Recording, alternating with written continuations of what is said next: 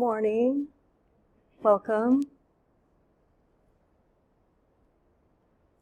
So as many of you attested to in the small groups and gave voice to, it's a journey, a wild ride to express the inexpressible, right?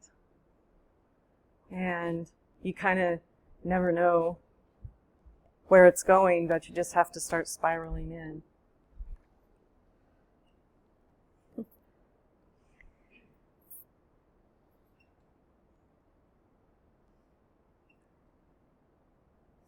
What Sharon said yesterday about love takes your life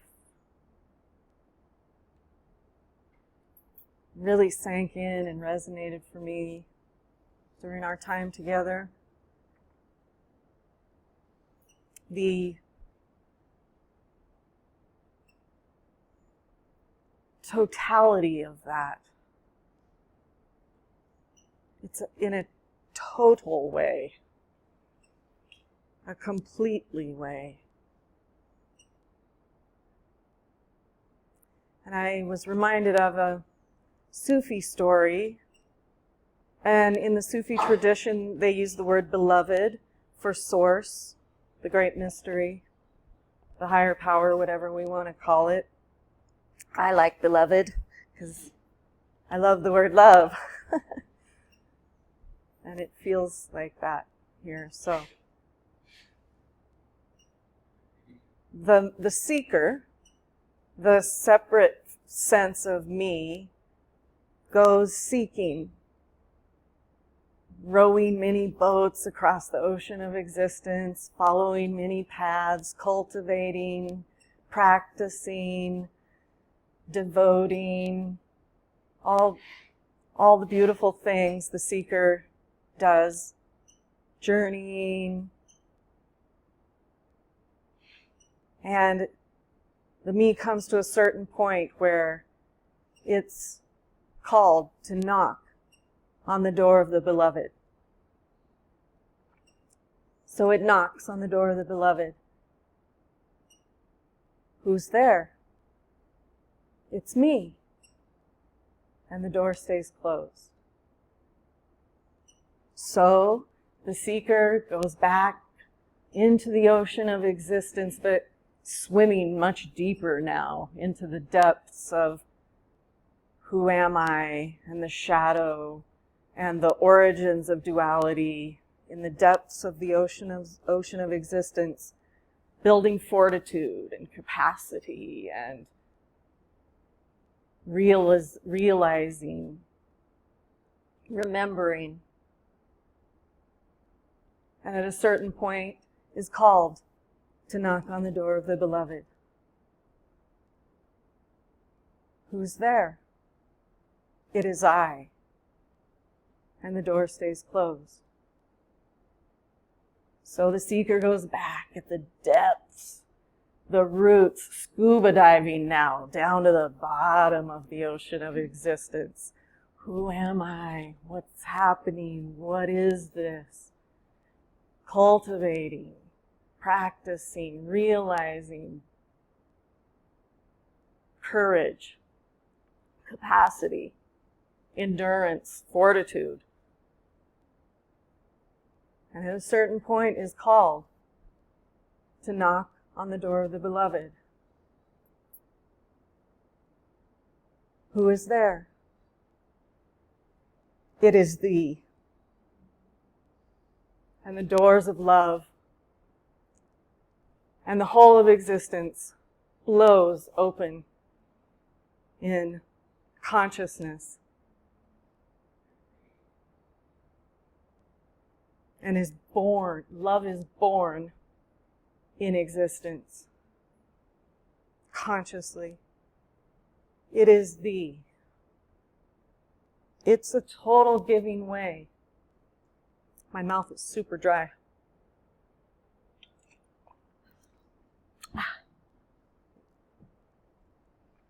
So you see the development, the ripening, the growing is natural and wise and beautiful. at whatever phase, you might say, in the journey of discovering, remembering, coming home. Home to love. Uncaused love. Original love. Fundamental, essential, belovedness.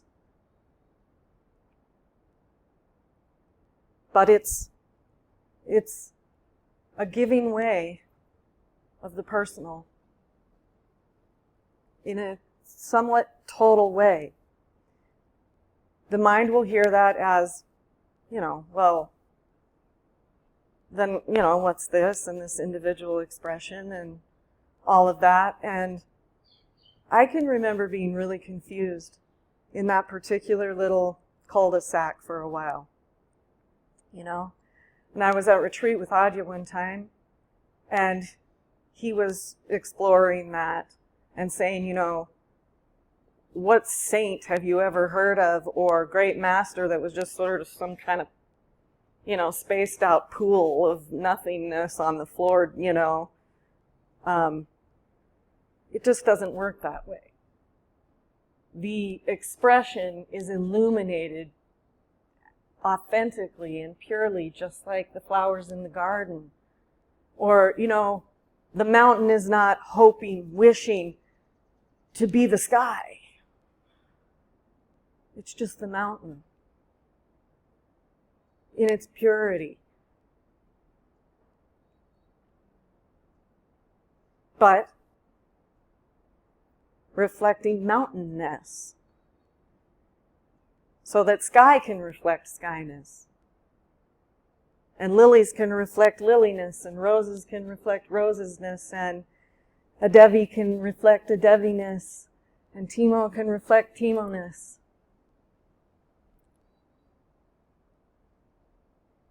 But no ownership.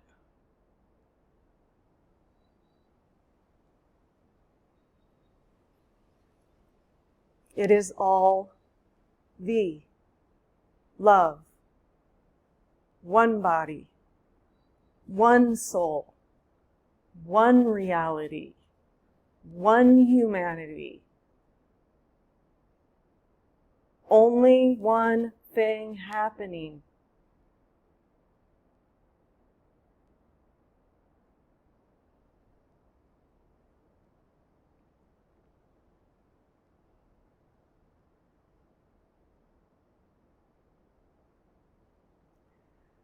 It would be like the liver deciding it doesn't like liverness and it wants to go to kidney town, and do the kidney thing instead, and kind of ramping out of its own, and you know what we call that? Cancer. Cells gone wild trying to do something out of the original expression.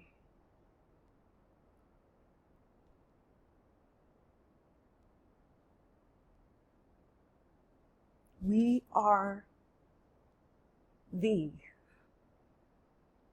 all the cells of the one love, the one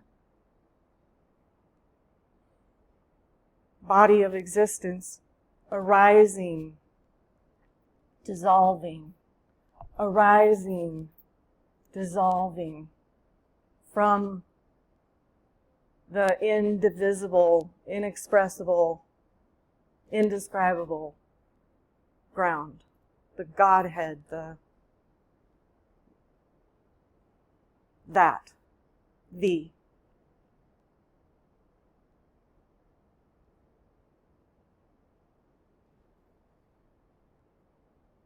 And some of you may have even had the experience of kind of actually experiencing the immediacy of the arising, dissolving, rising, dissolving.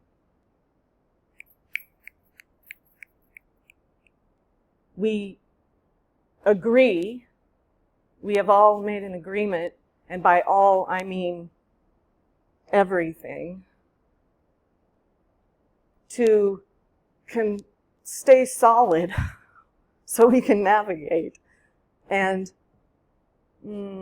be a vehicle of expression and realization and consciousness.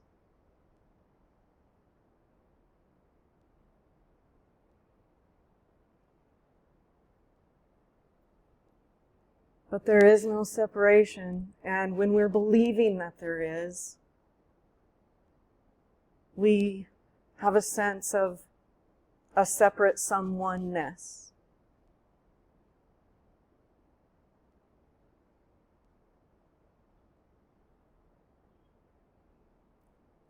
But it's like some people find this metaphor of this reflection of reality trite, but I just think this is like, especially because we're in butterfly land right now, you know, have you been seeing all the butterflies? You know, the caterpillar completely dissolves. You don't see butterflies roaming around with pieces of caterpillarness because it couldn't leave it behind.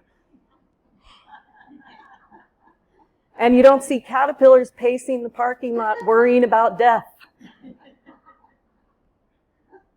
You know? And when the caterpillar completely dissolves, you know what they call that? That mush, that goo? Imaginal cells. Imaginal cells. Potential. Possibility. Origin. The substrate of transmutation, birth. Newness comes from complete dissolution and chaos. For those of us who've ever given birth, you know, the great dilation.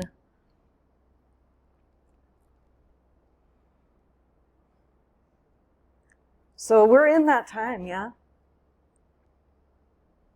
And boy, the mind is really spinning out into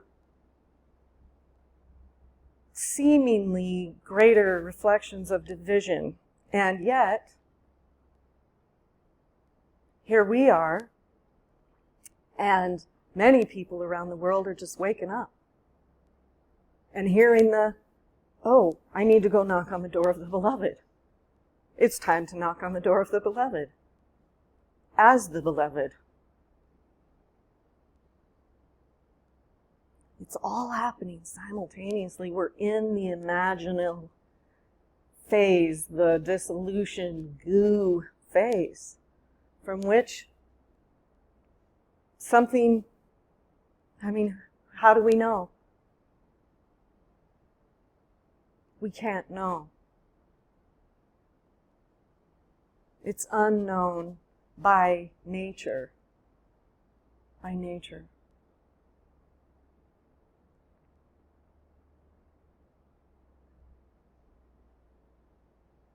And we all have our expression of that.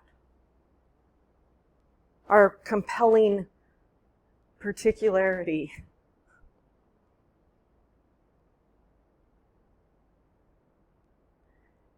And it can really look a lot, infinite. Reality loves to express in infinite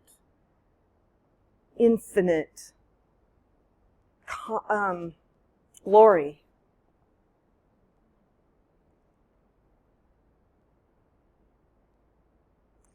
Here, I didn't really have any kind of wish about how it was going to look because it all was so fast and furious. I didn't even know anything was possible, or I wasn't really a seeker of it. But as things started to really move very quickly and the waking up was occurring and the essential shifting was occurring, I could have wished for, Kuan Yin on a lily pad, but I got Kali Ma stomping into my bedroom with the skulls around her neck and the blood running out of her mouth and "You are mine," boom, biting off my head. So it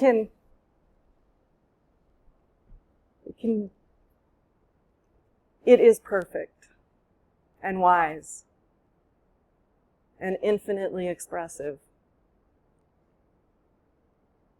But it's fierce and total. And it is the one power. We can search for empowerment and many things give us a sense of uprightness, groundedness,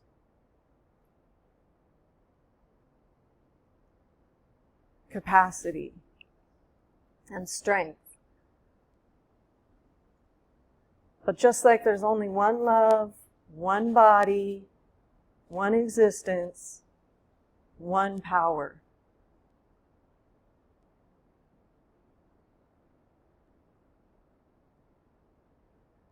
And it takes your life. But not ever, ever, ever, ever, ever in the way the mind imagines it. The mind can't go. Every tradition, every master, every teaching that's true, so it's beyond the mind. And they mean that. They mean that. It's not in the realm of conceptualizing, naming, learning. It's in the realm of caterpillar to butterfly. Whole new world.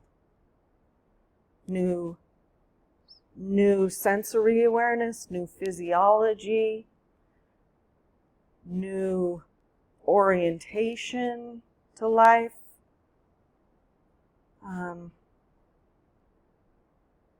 New. And at the same time, totally familiar. Totally, completely familiar and at home, and you go, duh. How did I forget that?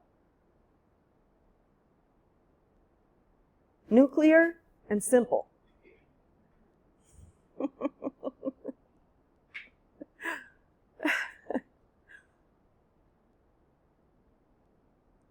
Strange. Very strange.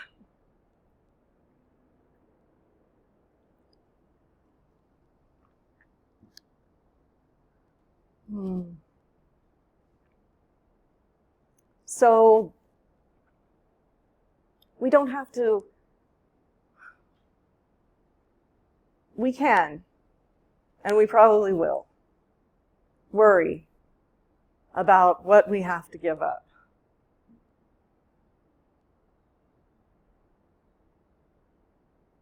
But it is reborn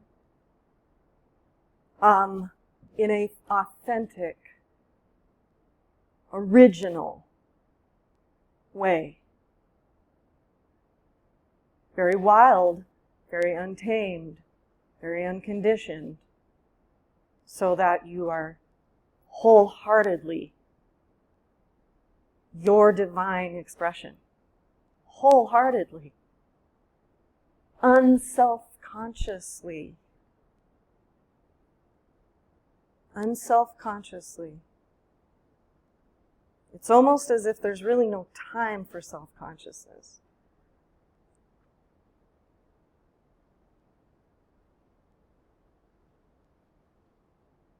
You need time for the story, for the narration, and everything to build. But at a certain point, you're just living it, being it.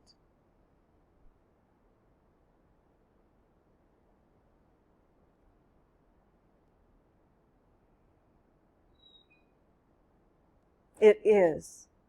So that rather than someone hearing those birds, feeling this breeze, sitting in this chair, hearingness is,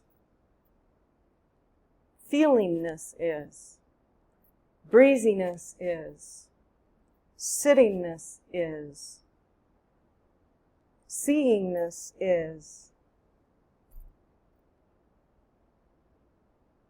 And that's the second part of that Sufi parable. The I, too, returns. I may use a word here that is hard, but I don't mean this in any kind of gender format. I and my Father are one. Say mother, whatever you want to say. I and my source, I and my beloved are one.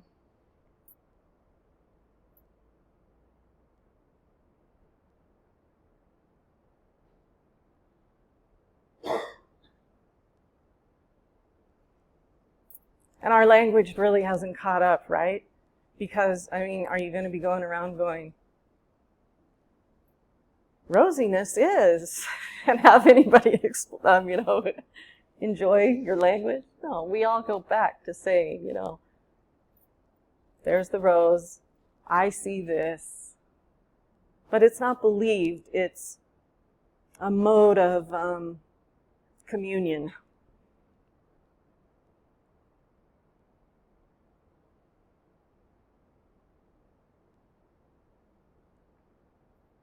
And for a while, and I know some of you have expressed this, that languaging thing is really difficult because it's a phase where you have no sense of I whatsoever, but you're constantly using that word. And it feels so weird. So you'll say like, here-ness. Here, and it's closer to the truth. Because the universal love is only ever here, now. Here-ness, now-ness, lovingness.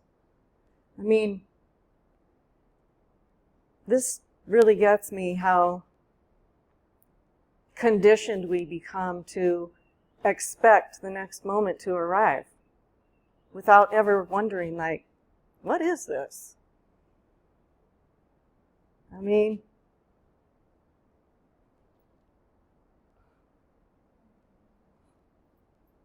Good God. What a gift seeingness is, hearingness is, relatingness is. What a gift.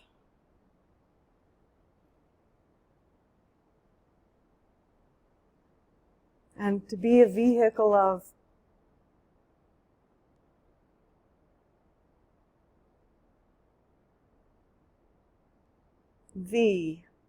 that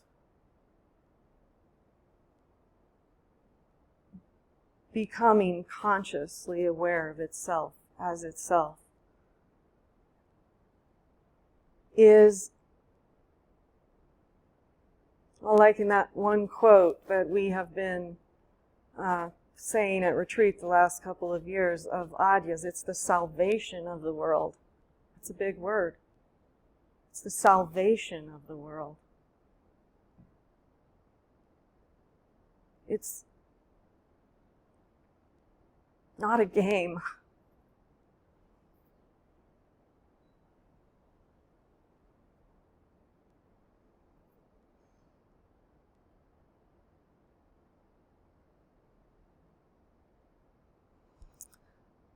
I can't see anything without these.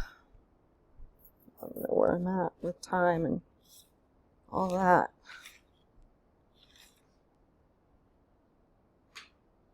Okay, we're doing good.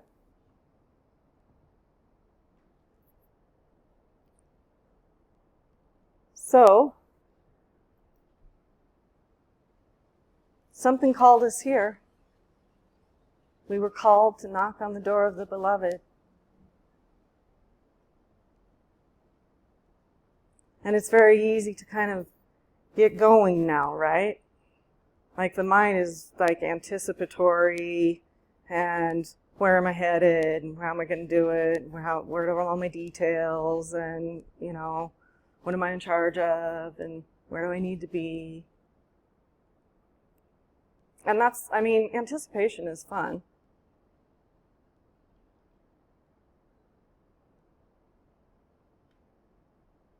But even in that, even as we begin to move outward from retreat into our lives, into our travel,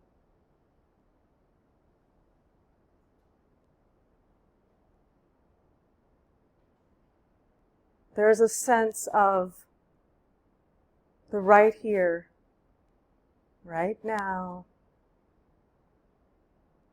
in each and every immediacy.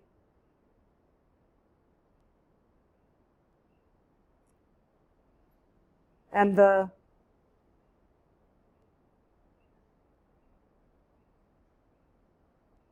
presence, being right here, whatever's presenting, is the only doorway ever. It's never somewhere else, ever. Frustrating, crazy, maybe not, smooth, sailing.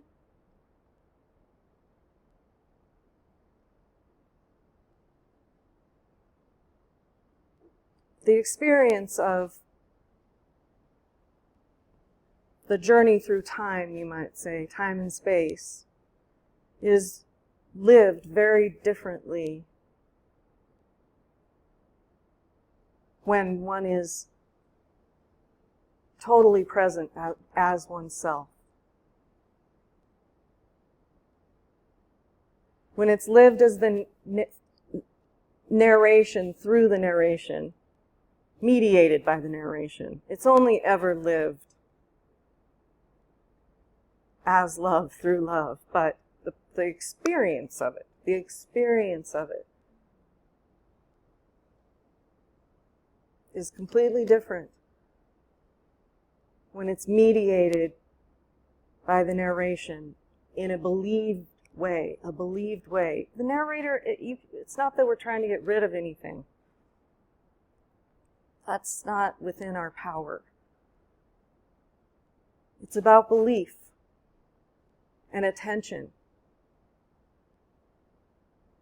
And coming back, however that works for you.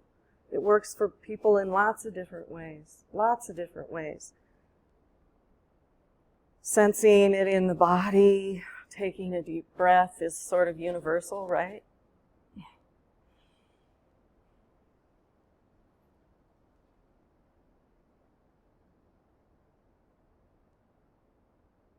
I enjoy the words, I am here.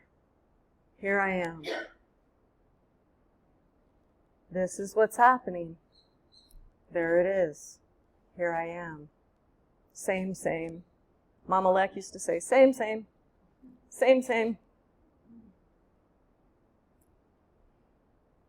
And somehow or another, the system calms.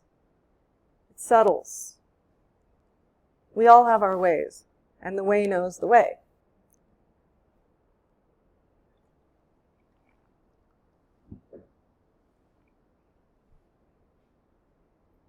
And it's inherent, it's innate, it's fundamental, it's essential.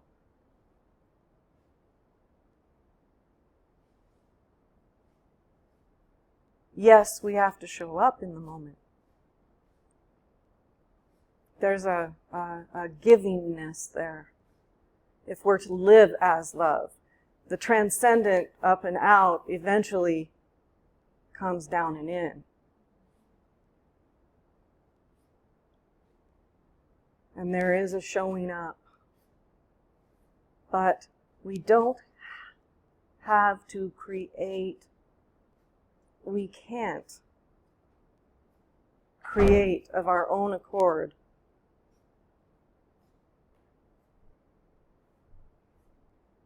The love, the universal love, the one love, the love that is animating the entire show. All of it, down to the tiniest little expression and cells. As they all say, down to the tiniest little hair on your head or the tiniest little grain of sand on the beach.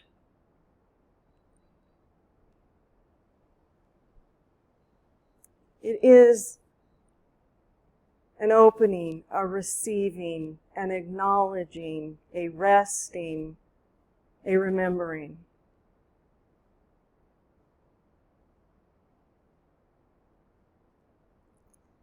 So I'm going to just read this in closing.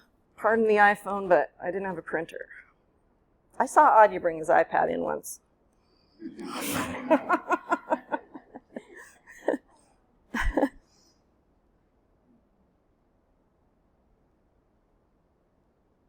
From Hafiz. I love Sufi stuff. The lovers of the beloved.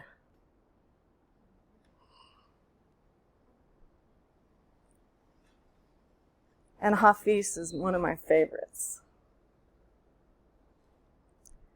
I know the voice of isolation still calls to you.